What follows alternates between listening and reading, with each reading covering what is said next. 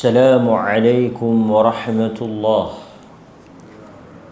الحمد لله نحمده ونستعينه ونستغفره ونعوذ بالله من شرور أنفسنا ومن سيئات أعمالنا. من يهده الله فلا مضل له ومن يضلله فلا هادي له. أشهد أن لا إله إلا الله وحده لا شريك له وأشهد أن محمدا عبده ورسوله. أما بعد. Tuan-tuan dan puan-puan muslimin dan muslimat yang dirahmati oleh Allah Subhanahu wa taala, syukur, alhamdulillah, sekali lagi kita dapat meneruskan kehidupan kita pada pagi yang penuh dengan keberkatan dan rahmat di sisi Allah Subhanahu wa taala. Mudah-mudahan Allah Subhanahu wa taala mengampunkan dosa-dosa yang kita lakukan sepanjang malam dan juga sepanjang kehidupan kita pada hari ini. Tuan-tuan dan puan-puan yang dirahmati oleh Allah Subhanahu wa taala, kita tengok sedikit sambungan daripada tajuk al-jam' berkaitan dengan sembahyang jamak dan qasar.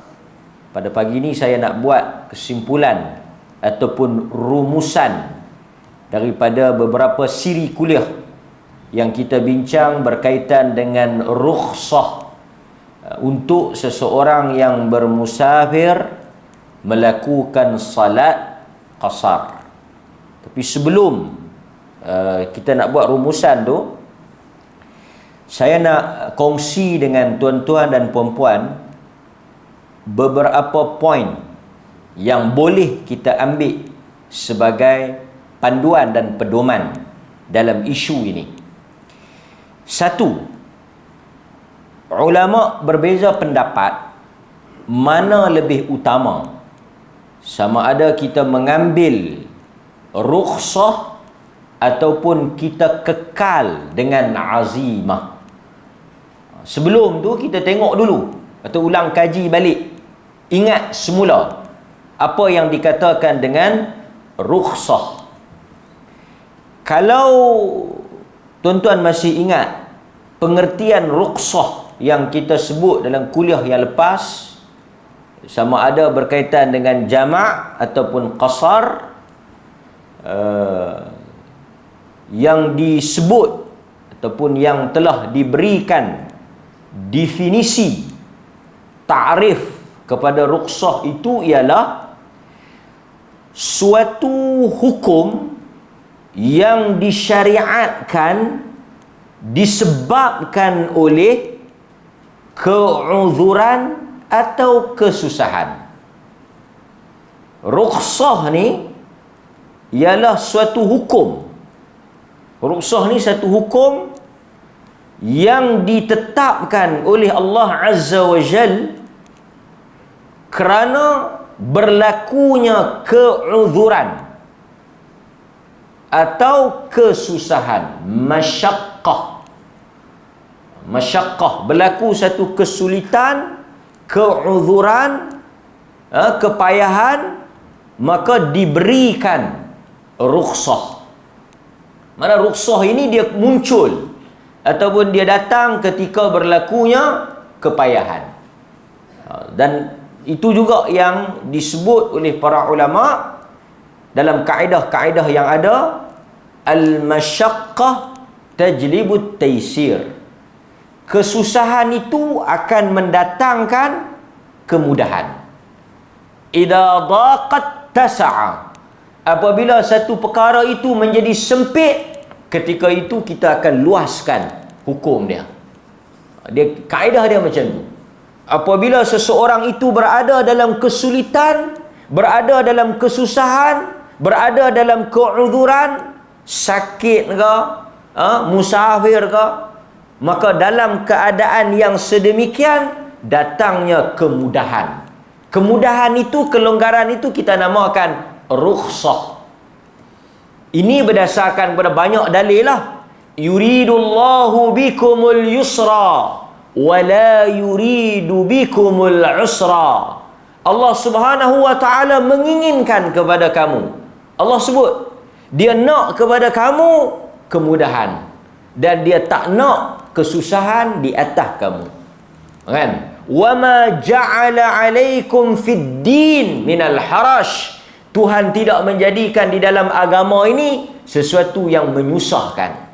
Dan banyaklah lagi dalil-dalil yang disebut sama ada dalam Al-Quran ataupun dalam sunnah yang mengatakan bahawa agama ni Allah Subhanahu wa taala tidak mensyariatkan atau tidak menginginkan, menyuruh sesuatu yang menyusahkan, menyulitkan, memayahkan hamba-hamba dia.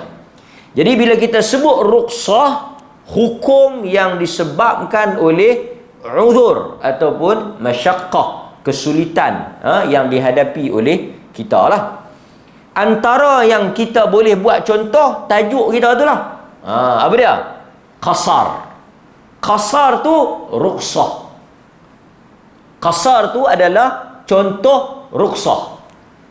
Contoh kelonggaran, kemudahan. Sebab itu kata para ulama, rukhsah ialah antaranya kebolehan atau keharusan seseorang memendekkan salat yang wajib 4 rakaat kepada 2 rakaat ketika bermusafir. Itu rukhsah. Tadi kita dah faham dah, rukhsah ni hukum apabila seseorang itu berada dalam kepayahan, kesulitan dan kesukaran. Antaranya qasar. 4 pergi jadi 2. Dia kuih mudah ke kuih payah? Dia semakin mudah ke semakin payah? Semakin mudah itu rukhsah.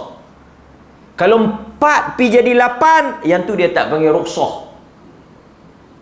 Asal 4, bila susah dia pergi jadi 8. Nampak? Dia kata kuih mudah, alhamdulillah. Dulu masa kita sihat, kita boleh sembahyang 4 ya. Lah kita sakit, kita kena sembahyang 8. Alhamdulillah. Yang ni bukan susah, yang ni bukan mudah, yang ni dia jadi pelan, susah. Okey. Yang kedua dia kata apa? Yang kedua, kebolehan atau keharusan untuk seseorang itu tayammum sebagai ganti kepada wuduk di dalam keadaan dia mengalami kesulitan. Asal kita nak kena wuduk. Asal kita nak kena wuduk. Bila kita sakit atau kita tak boleh kena ayak, atau ayak tak ada, susahlah. Ayak tak banyak, ayak tak ada, tak boleh nak guna ayak, sakit dan sebagainya, ketika itu tak perlu, tak payah guna ayak, kita tayammum. Tayammum dengan wuduk mana mudah? Tuan-tuan, wuduk ke tayammum? Tayammum. Wuduk nak kena basuh muka, nak kena basuh kepala, nak kena sapu basuh tangan, kaki, semua banyak. Nak kena guna ayak, nak kena pergi cari ayak. Tayammum tak payah. Sapu tangan, sapu muka, sudah. Mudah, selesai. Kaki tak gaduh basuh, kepala tak gaduh basuh, kan? Ringkas. Yang tu dia panggil rukhsah.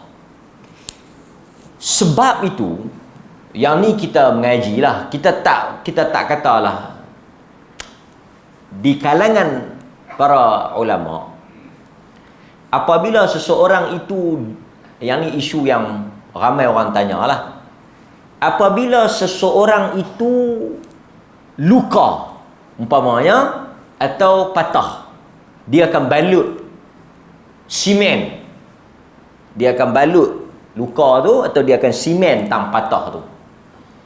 Macam mana dia nak ambil wuduk? Atau lagu mana dia nak mandi wajib dan sebagainya? Dia nak berwuduk macam mana? Dia nak bersuci macam mana?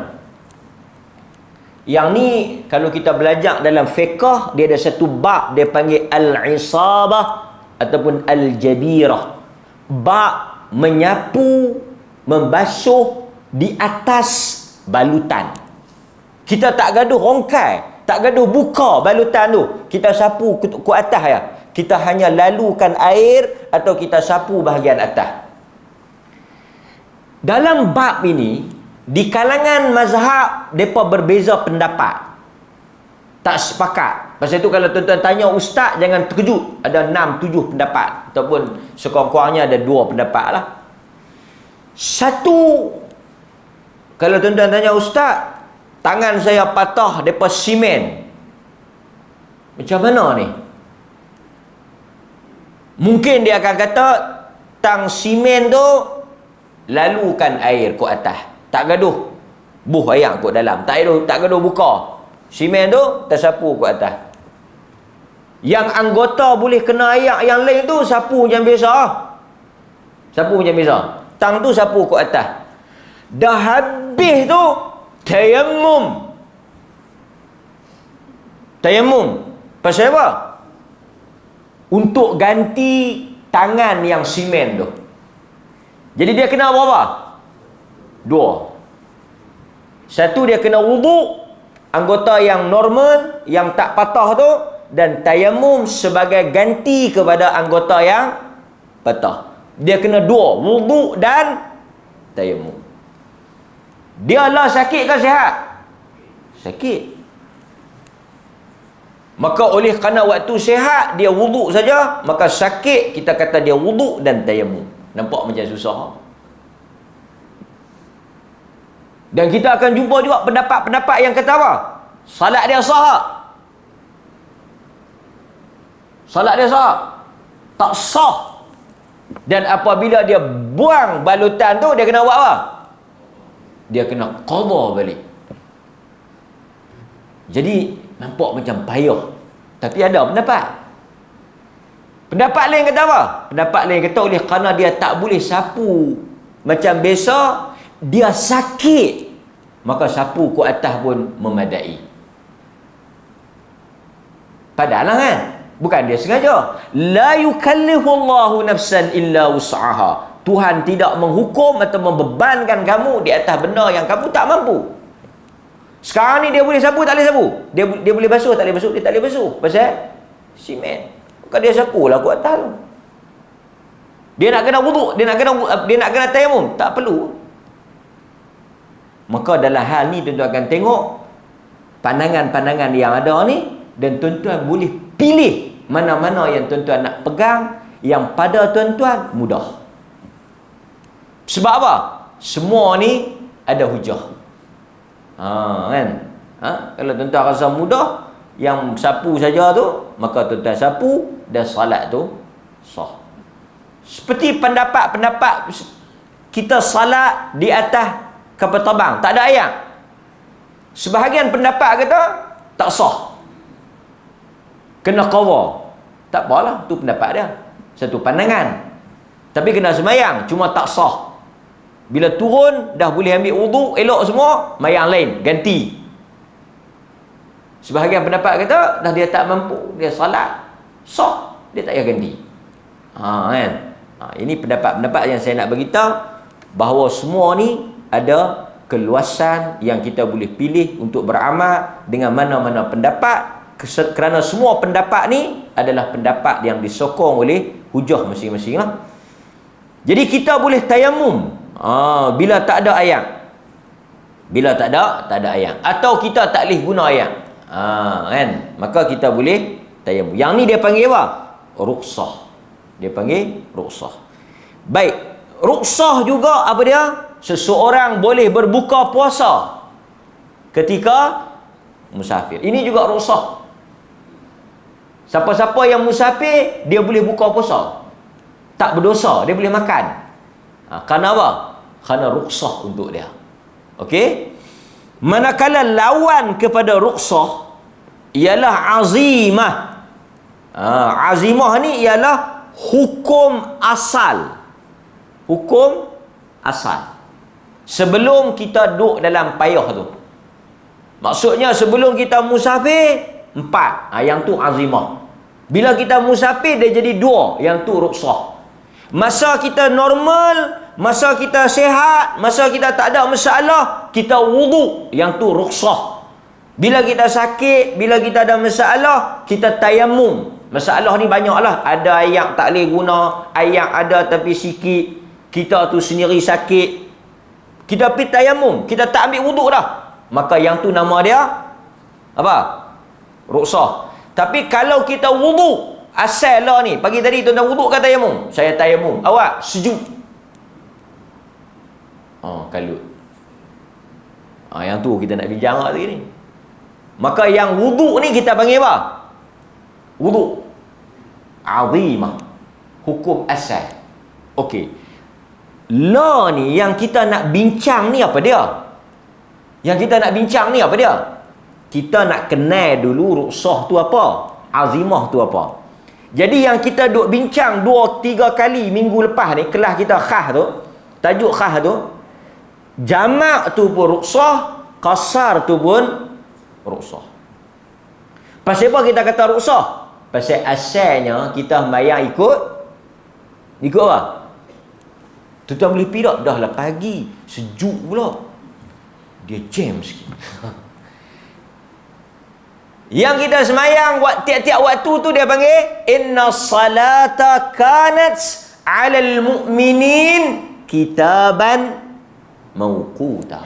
Sembahyang ikut waktu tu dia panggil azimah. Dan kita bukan boleh duk pandai-pandai pergi duk jamak ikut dan ni. Saya kena ingatkan benda ni kerana kita tak mau orang apa? Bermudah-mudahan. Kalut sikit, jamak. Susah sikit, jamak. Lagi dahsyat, bukan takat jamak, dia qasar terus. Dia kata, hari ni aku mesyuarat penuh. Saat lagi kalut pula, banyak aja kerja. Jadi aku jamak. Tengok-tengok, dia boleh berhenti pergi minum pagi, boleh berhenti pergi minum petang, tak kalut pula. Yang tak mayang tadi, kalut. Ada orang dia mesyuarat, dia boleh berhenti minum pagi, dia boleh berhenti makan tengah hari, dia boleh berhenti minum petang, tak mayang dia tak berhenti.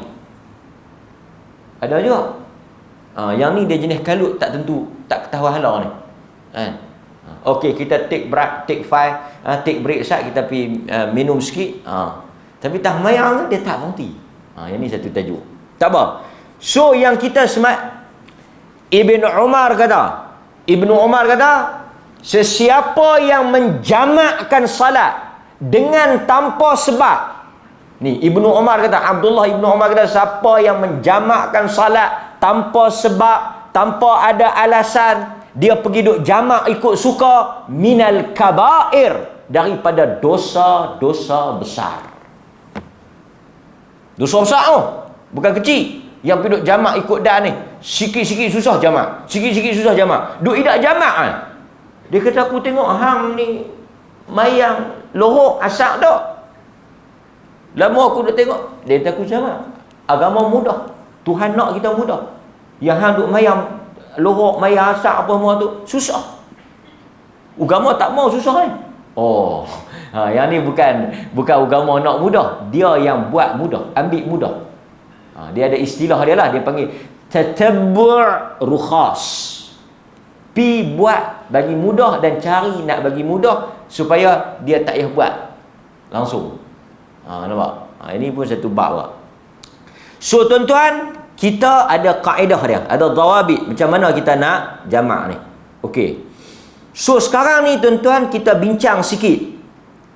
Pasal isu ni banyak juga berlaku dalam masyarakat kita. Bila dia bermusafir, mana lebih afdal, kalau dia nak ruksah ke, dia nak azimah, mana lebih afdal? Okey, kita tengok. Pandangan pertama dia kata apa? Pandangan pertama dia kata, kita mengambil ruksah lebih afdal dan lebih utama, dan itulah yang sesuai dengan apa yang Allah nak, berbanding kita ambil azimah. Maksudnya bila kita susah, kita musafir ke apa ke, kita buka puasa. Kita tanya ustaz, nak buka ke nak puasa? Buka, itu lebih afdal. Kita nak jamak ke, kita nak mayang tiap-tiap waktu? Jamak. Kita nak qasar ke, kita nak tamam? Qasar. Itu ruksah, itu lebih afdal. Ini pendapat pertama. Ini pandangan pertama. Kita tanya pula satu lagi ustaz, kita nak jamak ke, kita nak mayang sat lagi kita berhenti lain? Kita berhenti lain lah. bukan payah. Sat lagi kita berhenti lah. Kita mayang luhur dulu, kita mayang sat.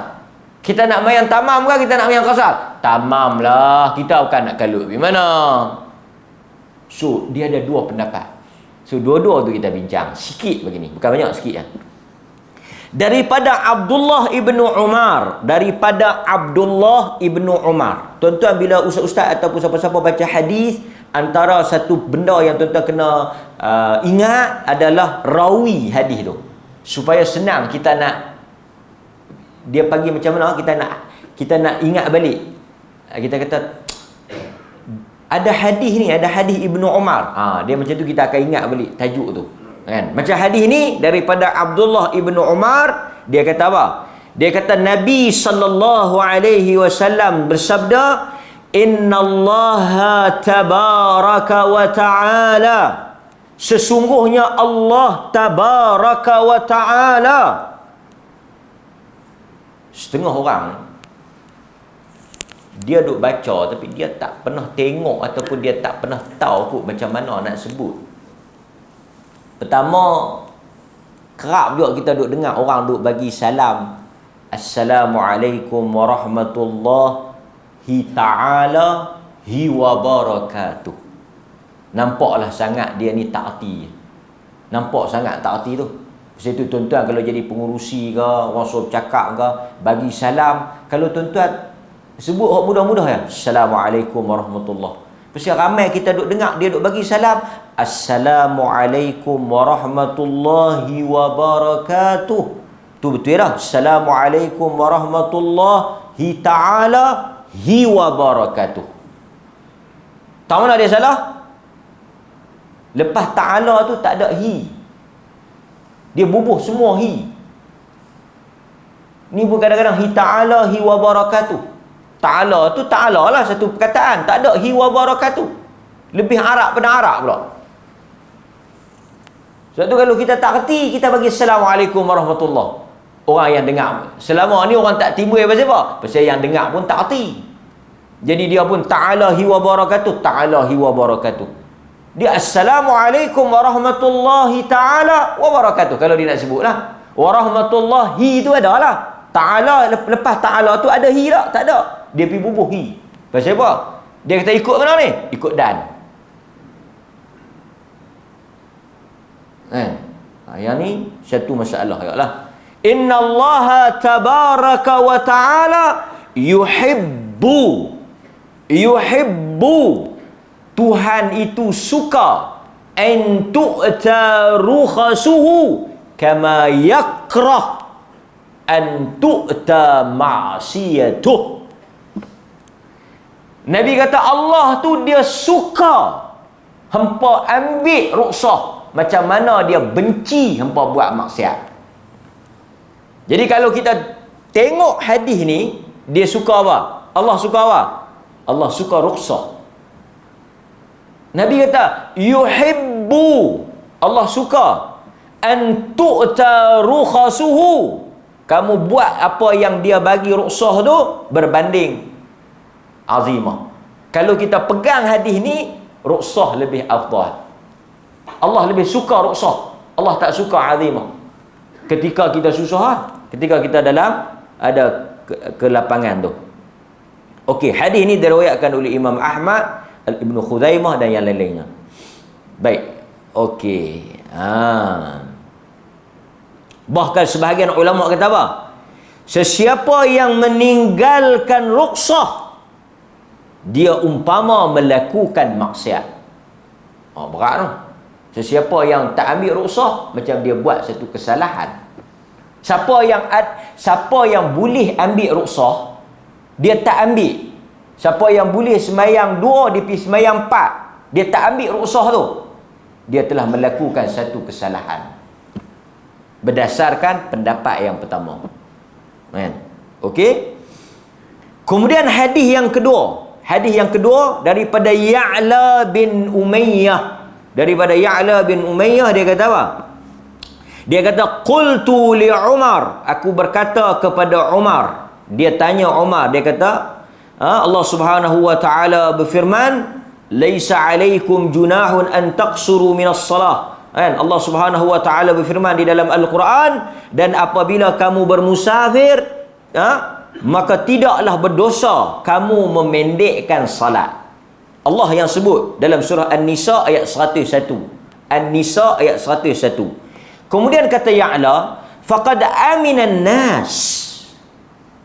Dia kata Ya'la kata, pada pandangan saya, manusia tak perlukan rukhsah sekarang. Kerana kita dah mudah. Macam orang kita duk kata lah, kita boleh berhenti kerak, masjid banyak, kan? Kita tak payah lah. Pasal apa kita nak rukhsah? Kalau kita naik kapal terbang, tak ada nak buat apa, dah sampai. Tak susah mana pun. Yang kita nak pergi duk rukhsah-rukhsah ni buat apa? Kita kata mayang jamak masjid. Tak payah jamak apa tua-tua dah. Sekali kita berhenti mayang lain kan nak kelut pergi mana. Dia bagi alasan lagi tu. Rupa-rupanya dia tak mau jamak ni bukan masalah tu. Masalah apa? Masalah dia tak apa niat. Ada saya jumpa, dia tak reti nak niat jamak tu. Jam'an qasran, jam'an majmu'an ilaih. Dia tak tahu nak atuk tu. Kan? Hak yang duk biasa-biasa usalli fardhu zuhri tu pun 2-3 kali angkat baru masuk, tambah hak majmu'an ilaih, qasran apa semua ni pakai doa. Dah mayang biasa. Kan? Dia nak atuk hak majmu' ni, hak jamak-jamak ni dia tak reti. Tak apa tuan-tuan, kita ajak nanti. Dia kata faqad aminan nas. Dia kata Quran kata kita boleh jamak ni dalam keadaan kita takut, ada susah. Sekarang manusia dah aman, dah tak perlulah pada pandangan dia lah. Dia tanya. Kata Umar Al-Khattab, ajibtu mimma ajibta. Ajibtu mimma ajibta. Fasa'altu Rasulullah sallallahu alaihi wasallam an dhalik. Dia kata apa? Apa yang hang pelik tu, ajib tu mimma ajibta. Dia kata aku pun telah pelik. Lagu mana hang pelik? Ajib tu aku pelik. Ajib ni perkataan Arab. Ajib. Dia kata hang pelik kan? Aku pun pelik. Sebelum hang pelik, sebelum hang heran, aku dah heran dululah. Aku dah tanya Nabi. Soalan yang hang tanya ni aku tanya dekat Nabi. Pasal apa kita nak rukhsah jamak qasar ni? Kita dah rasa dulu kita perang, dulu kita susah, bolehlah kita jamak qasar. Sekarang kita tak ada dah kesulitan tu. Baik kita tamam. Soalan Ya'la tu telah ditanya oleh Umar kepada siapa? Ya'la tanya Umar. Umar sebenarnya dia tanya dah Nabi. Sebab dia pun telah fikir benda yang Ya'la fikir. Apa dia? Soalan tadilah, kita nak ambil rukhsah ni untuk apa? Dia duk nampak macam tak ada alasan kan. Kita pun kadang-kadang ramai orang rasa berat nak ambil rukhsah ni pasal dia rasa macam tak padan. Kan? Mari kita tengok apa jawapan Nabi sallallahu alaihi wasallam. Nabi kata apa? Nabi kata sadaqah tasaddaqallahu biha alaikum faqbalu sadaqatahu. Nabi jawab simple, sadaqah Allah bagi, faqbalu. Nabi kata bukan soal-soal yang apa fikir tu, Allah yang bagi kelonggaran tu. Rukhsah tu siapa yang bagi? Siapa yang benarkan? Allah. Sebagai satu sedekah, Allah sedekah mai kat kita. Kita ambil Orang hadiah mai kat kita. Walaupun kita rasa kita tak perlu, ambil. Kan? Ambil. Nampak? Hadis riwayat Imam Muslim. Jadi berdasarkan hadis ni, para ulama kata apa? Qasar lebih afdal, rukhsah lebih afdal berbanding dengan tamam. Pasal itu di sisi mazhab Syafi'i qasar ke tamam? Di sisi mazhab Syafi'i qasar. Qasar lebih afdal daripada tamam. Artinya siapa yang pi musafir, dia ambil rukhsah tu, dia semayang qasar lagu kita ajak dah qasar ni. Ajak dah qasar, dia tak mau juga qasar, dia nak ambil tamam. dia buat benda tak afdal. Dia tinggalkan benda yang afdal, dia pergi buat benda yang afdal fadil, benda yang kurang afdal, fadil. Rugi kan? Okey. Sikit ada lagi seminit. Ketujuh tak boleh. Yang kedua dia panggil apa? Azimah, lebih utama daripada ruksah.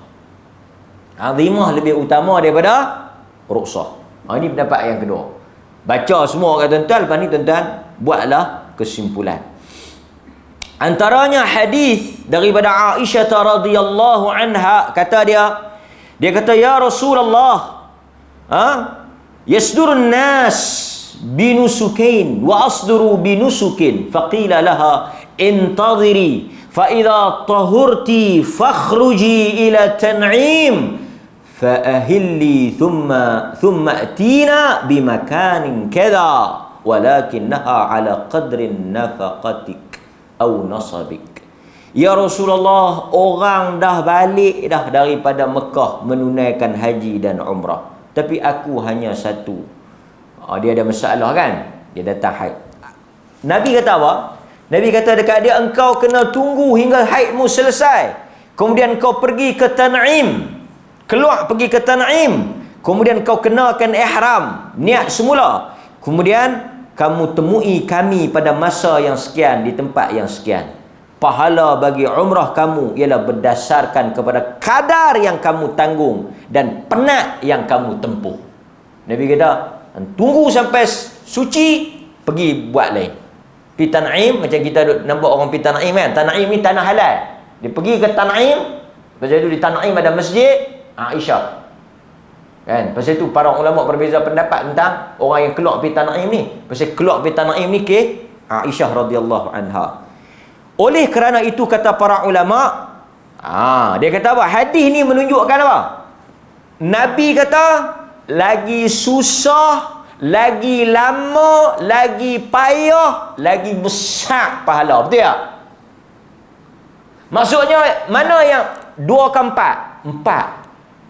4 tu lagi afdal. Ni pendapat kedua. Pasal Nabi kata kat Aisyah tadi, hang tunggu sat, bagi kering apa semua, lepas tu hang pi niat lain, lepas tu hang masuk mai semula. Tak apa yang hang tunggu, yang keluar masuk mai, yang niat balik pakai ihram apa semua tu, semua tu Tuhan akan bagi pahala. Susah tak? Susah. Nak kena keluar mai balik, nak kena tunggu bagi kering. Duklah ihram pula tu. Lama, payah. Sebab dia tak boleh selesai lagi. Dia terhalang. Nabi kata semua tu ada pahala. Semua tu Tuhan kira. Yang payah-payah, yang susah tu. Maka pendapat kedua kata, di atas hadis tu menunjukkan bahawa lagi susah lagi bagus. Jadi kalau kita mayang 2 mudah, kita mayang 4 payah, mana bagus? Pendapat kedua. Tadi kita duk ingat macam pendapat pertama kita nak pegang lah. Lepas tu bila kita dengar pula pendapat kedua, ini pun macam betul juga.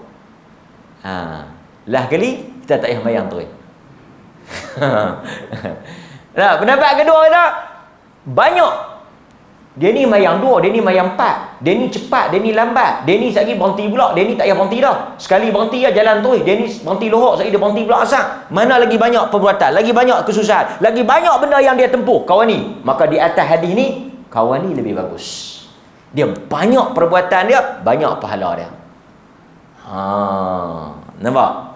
Ini adalah pandangan yang dikemukakan oleh para ulama yang mengatakan lagi banyak masyaqqah, lagi banyak amalan yang kita tempuh lebih utama dan lebih afdal berbanding yang kurang. Sebab itu ada yang menyatakan ziyadatul masyaqqah, apabila semakin bertambah kepayahan kita, kesusahan. Yang ni bukan kita saja-saja buat, dia memang susah. Pergi cari susah tak boleh lah. Dia memang saja-saja susah. Sebab itu tuan-tuan, orang yang berjalan kaki mai masjid dengan orang yang naik kereta, mana lebih besar afdal pahala? Mana lebih mudah? Naik kereta ke jalan kaki? Satu geng nak beli tanah tepi masjid, Nabi kata apa? Satu geng, satu kumpulan, mereka nak jual tanah mereka yang jauh tu, mereka nak beli tepi masjid, Nabi kata apa? Nabi kata tak payah, hampa pergi duduk tempat apa? Nabi tak bagi. Nabi kata hampa duduk kampung hampa yang jauh tu, hampa berjalan mai penat, payah, banyak langkah. Yang tu lebih afdal daripada hampa duduk dekat hampa mai. Jam juga. Kita duk ingat nak beli rumah kot dekat-dekat masjid, senang nak main masjid. Tiba-tiba jumpa hadis ni, macam mana ni? Dia kata lagi jauh pada masjid lagi bagus pula. Lagi banyak pahala. Pasal lagi susah. Itu semua panjanglah perbahasan. Tapi saya nak katanya, jauh ke dekat kalau hang balok memang tak main. Sebab tu yang kita nak buhun. Last sekali dia berkata apa? Azimah ialah hukum asal. Ruksah ialah hukum kemudian, sampingan. Ambil yang asal lebih afdal daripada kita ambil yang sampingan ni. Nampak? Dia pegang kot tu. Kan? Okey. Maka di dalam hadis-hadis ni, para ulama telah pun berbeza pendapat. Cuma saya nak ceritanya macam mana? Saya nak ceritanya ada dua pendapat. Panjanglah kalau kita nak bahas. Jadi sebab itu ulama kata, kalau tuan-tuan tanya, Ustaz, saya nak puasa ke tak ni? Pasal apa? Saya nak pergi Kuala Lumpur.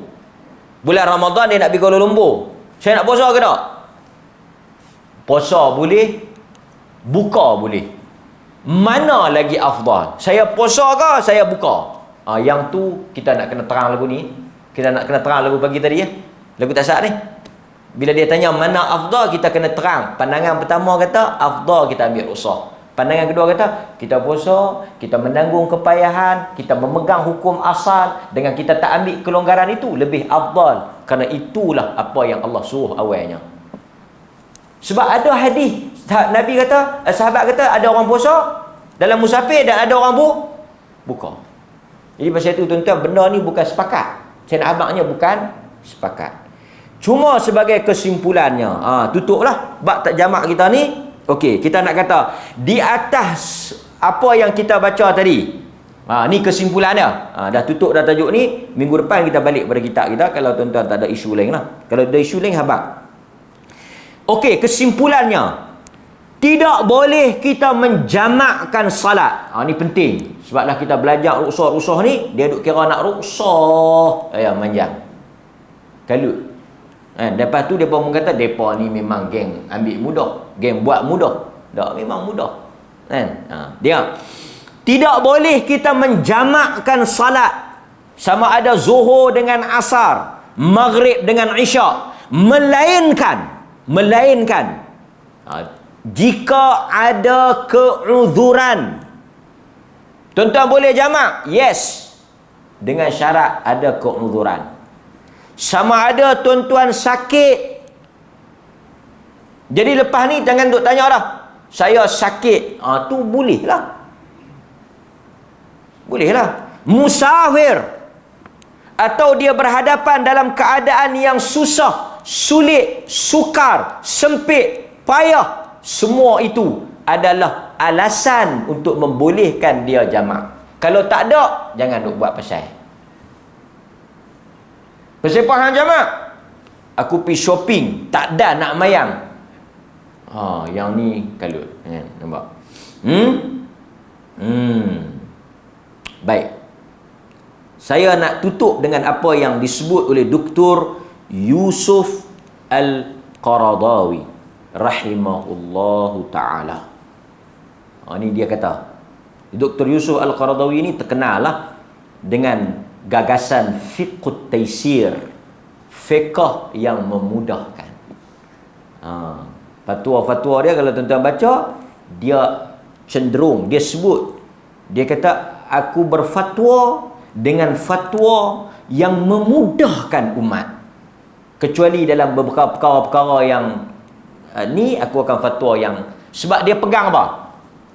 Dr. Yusuf Al-Qaradawi ni dia sebut dalam ceramah dia, muhadarah dia, dia kata aku akan berfatwa. Kalau orang tanya aku akan fatwa dengan fatwa yang memudahkan umat, dengan hukum-hukum yang memberikan kemudahan.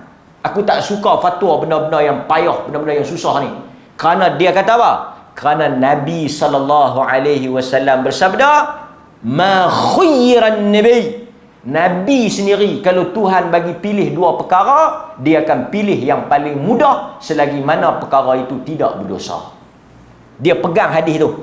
Itu menjadi kaedah untuk dia berfatwa. Kalau orang tanya, dia akan bagi fatwa yang mudah. Sebab Nabi sendiri akan pilih aisar, yang paling mudah. Itu apa yang disebut oleh Dr. Yusuf Al-Qaradawi.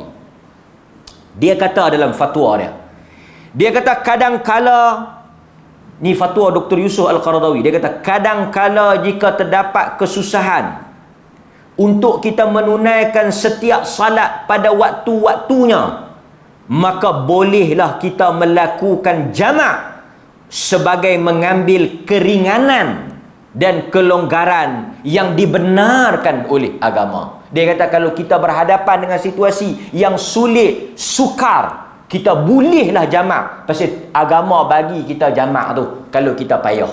Ni dia kata. Asalkan, Yusuf Qaradawi kata apa? Asalkan perkara ini tidak menjadi kebiasaan. Tuan-tuan kena ingat perkataan tu. Asalkan benda ni tak jadi kebiasaan. Artinya takkan hari-hari susah, takkan hari-hari kalut, takkan hari-hari sakit. Kan? Duk idak kalau senantiasa duk jamak kalut kan? Nampak? Nak pergi ambil anak kalut pun dia jamak kan? Sulit sikit jamak. Sulit sikit. Dia kata apa lagi? Perkara jamak ini, perkara jamak semayang ni, bukan musafir, perkara jamak di rumah ke di tempat kita. Dia kata apa? Perkara jamak ini dibolehkan sekali sekala ketika kita berhadapan dengan perkara yang sulit dan sukar. Dia kata,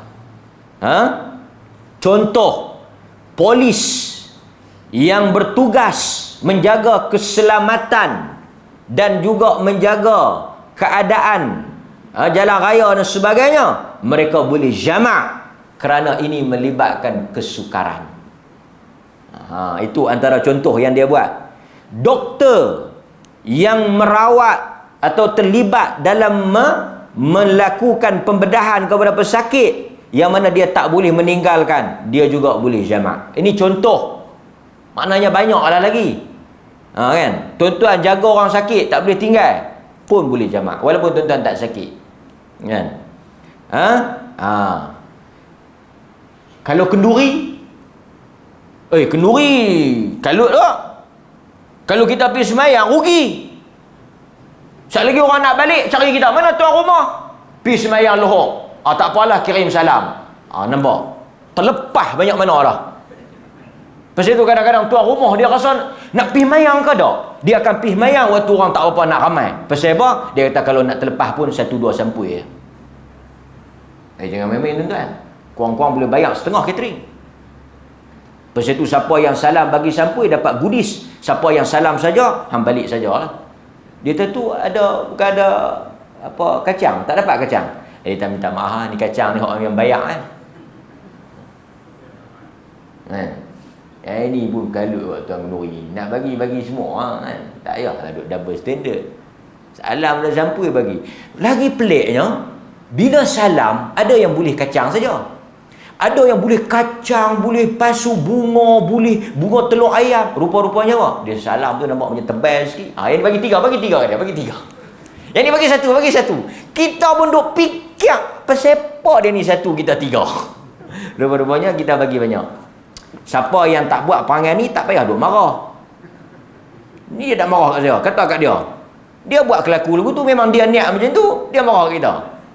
Saya bagi kat semua, saya tak ada bagus tak termasuk di dalam apa yang saya mengata ni.